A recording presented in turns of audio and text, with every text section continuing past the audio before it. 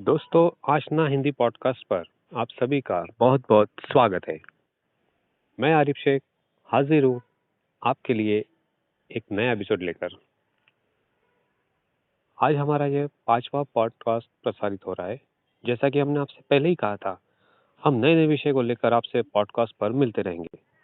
उसी श्रृंखला को आगे बढ़ाते हुए हम आज फिर आप लोगों के बीच ये नई कड़ी लेकर आए हैं। दोस्तों, आज के समय में हम सभी मोबाइल, इंटरनेट, ईमेल, विविध सोशल नेटवर्किंग साइट, विभिन्न ऐप्स के माध्यम द्वारा संदेश का आदान प्रदान करते हैं या फिर संदेश मैसेजेस के वहन के लिए अग्रभागी रहते हैं। बल्कि यूं कहे कि आज इन सब संदेश वहन के माध्यम से किसका संदेश पहले पहुंचेगा, ऐसी एक दौड़ लगी ही है। परंतु इस दौड़ में अग्रभागी है हमारी भारतीय डाक सेवा। दोस्तों, चिट्ठियों का भी क्या जमाना था। कागज के टुकड़े पर लोग लम्हे लम्हे के एहसास को समेट देते थे। एक मुकम्मल यादों का पिटारा हुआ करती थी चिट्ठियां। मोबाइल और इंटरनेट के युग में भले ही चिट्ठियों का वजूद कम हो गया हो, लेकिन डाक घरों की व्यस्तताएं और बढ़ गई है। इसकी बड़ी वजह यह है कि अब दस्तावेजों की हार्ड कॉपियां आती है। पहले दिलों के जज्बात शब्दों में पिरोकर भेजे जाते थे। कागज के टुकड़े पर शब्दों की जादूगरी के चिट्ठी युग को याद दिलाने के लिए हर साल 9 अक्टूबर को विश्व डाक दिवस मनाया जाता है। खत लिखने का अपना महत्व कल भी था, आज भी है और कल भी रहेगा। भावनाओं के संप्रेषण का उत्तम मार्ग लिखित रूप से दिया हुआ खत हुआ करता था, जैसे कल ही की बात हो। हम डाकिये का हमारे गांव में बेसब्री से इंतजार किया करते थे और जैसे ही डाकिया निवास के पास या मोहल्ले में पहुंच जाता तो सब बच्चे उनके इर्द गिर्द मंडराने लगते थे। ढाकिया डाक लाया, ढाकिया डाक लाया, ढाकिया डाक लाया, डाक लाया, ढाकिया डाक लाया, डाक लाया, खुशी का पैगाम कहीं कहीं दर्दनाक लाया, ढाकिया डाक लाया, डाक लाया, ढाकिया डाक लाया। हमारा खत कहकर पहले खत पाने की होड़ लग जाती। दोस्तों, 9 अक्टूबर विश्व डाक दिवस के उपलक्ष्य में डाक सप्ताह मनाया जा रहा है। इसी के अंतर्गत आज हमारे आशना हिंदी पॉडकास्ट पर जलगांव जिले के अमनेर तहसील स्थित पोस्ट ऑफिस के पोस्ट मास्टर, जिन्हें उप डाक बल भी कहा जाता है, रमेश जी पवार हमारे साथ हैं। उनसे आज हम बातचीत करेंगे।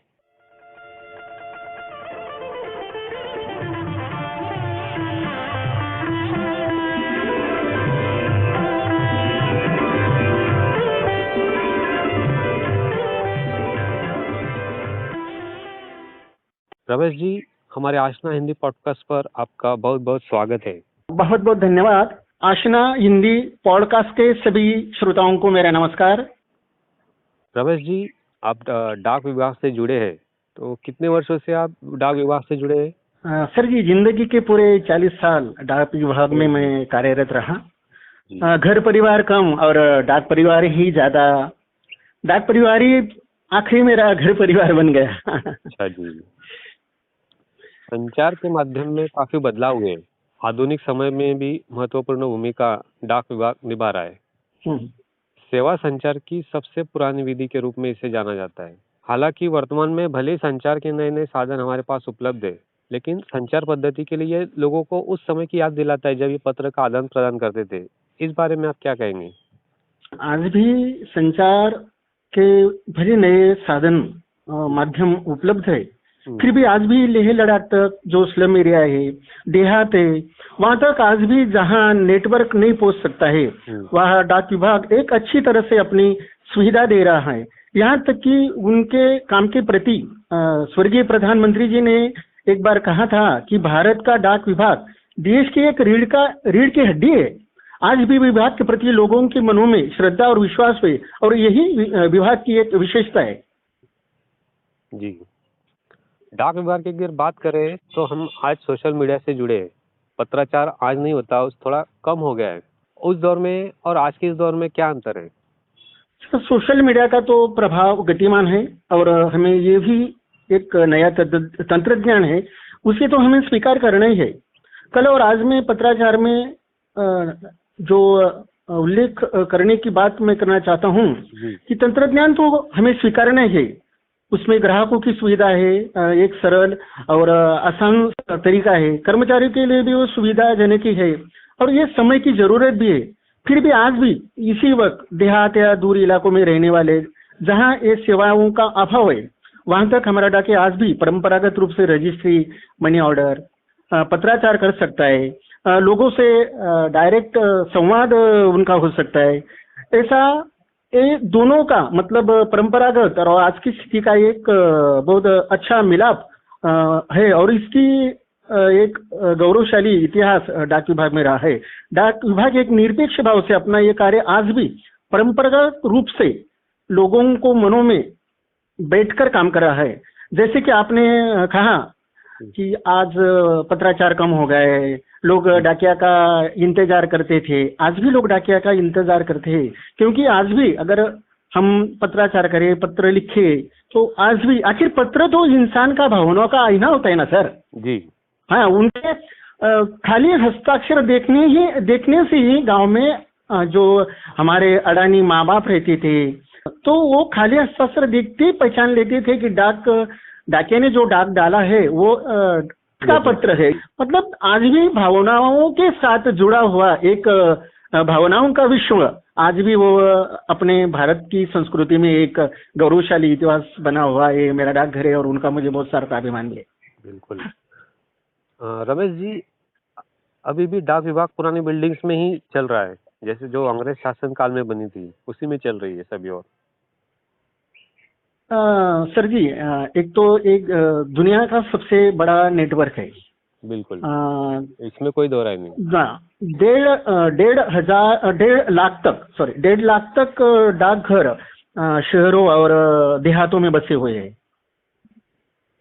एक फंड रेजिंग उनका जो एक्सपेंडिचर है उसके बारे में अगर सोचे तो ये डाक विभाग की ही नहीं बल्कि बैंक, वित्तीय संस्था और बहुत सरकारी दफ्तर जहां ये समस्या सबके लिए रही है, क्योंकि वहां इसके लिए तो एक बड़ा फंड की जरूरत होती है और ये जो होगा वो जरा धीरे धीरे मगर चलता रहेगा और थोड़ा स्पीड कम रहेगा, लेकिन कुछ ना कुछ काम उस पे जारी है, कुछ ना कुछ वो अपने स्टेप बाय स्टेप वो काम हो रहा है और भविष्य में ये उनका रिजल्ट भी अच्छा मिल जाएगा।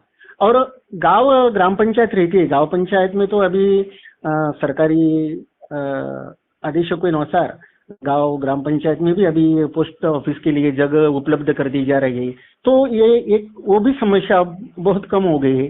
फिर भी समस्या कठिन है, लेकिन आसान नहीं, लेकिन कठिन भी नहीं है। रमेश जी, मैं आपसे और एक बात जानना चाहूंगा कि डाक विभाग ने बैंकिंग भी शुरू की है सर, तो आने वाले समय में और इस तरह के और क्या बदलाव देखेंगे डाक विभाग में? सर जी, आज डाक विभाग ने एक सभी जो बचत बैंक की सुविधा है, जो योजनाएं है, जो बैंकिंग क्षेत्र में भी ऑनलाइन चलती थी, वैसे अभी पोस्ट ऑफिस डाक विभाग में वही सुविधा ऑनलाइन सभी प्रकार की सुविधा है, जैसे कि बचत बैंक हो, सुकन्या योजना हो, पोस्टल इंश्योरेंस हो, सभी अभी ऑनलाइन की हिसाब से ही चल रहे हैं। तो एक अभी तक डाक विभाग में बैंकिंग सेवा बहुत अच्छी तरह से चल रही है। लोगों को सब्सिडीज, प्रधानमंत्री किसान सम्मान योजना जैसे और कुछ अनुदान सब्सिडीज की जो योजना है वो पोस्ट ऑफिस द्वारा दी जा रही है।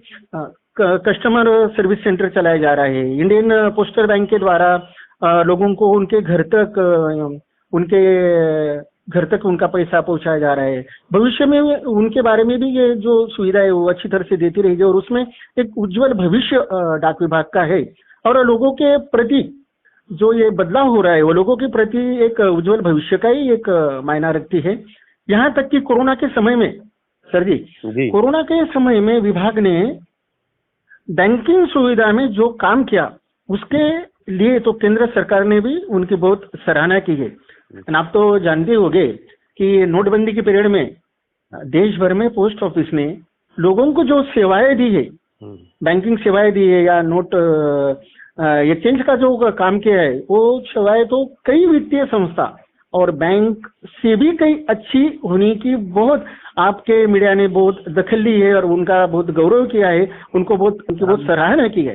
बैंकिंग तो बहुत अच्छी तरह से निभाएंगे, यहाँ तक कि नेटवर्क आखिरी आदमी तक है, देहात के आखिरी आदमी तक पोस्ट ऑफिस का नेटवर्क होने की कारण, और पूरा देश में ये नेटवर्क इतना बड़ा नेटवर्क है, दुनिया का सबसे बड़ा नेटवर्क है, आखिरी आदमी तक वो जा सकता है, तो उससे तो आखिरी आदमी तक सेवाएं जा सकती है। ये तो बहुत गौरव की बात है। जी रमेश जी, बहुत बहुत शुक्रिया, आपने अपना कीमती वक्त हमें दिया और हमारे साथ बने रहे और हमसे बातचीत की। बहुत बहुत धन्यवाद। आशना हिंदी पॉडकास्ट पे आपने मुझे बुलाया, मुझे बोलने का मौका दिया, इसलिए मैं आपका शुक्रगुजार हूँ। दोस्तों, आपको आशना हिंदी पॉडकास्ट का एपिसोड कैसा लगा जरूर बताइए। अगली बार फिर मिलेंगे एक नया विषय लेकर नई शख्सियत के साथ। तब तक के लिए अपना ख्याल रखिए, सुरक्षित रहिए। हमारे आशना पॉडकास्ट को सुनते रहिए, शेयर कीजिए। यही पॉडकास्ट खास आपके लिए यूट्यूब पर भी प्रसारित होगा। धन्यवाद।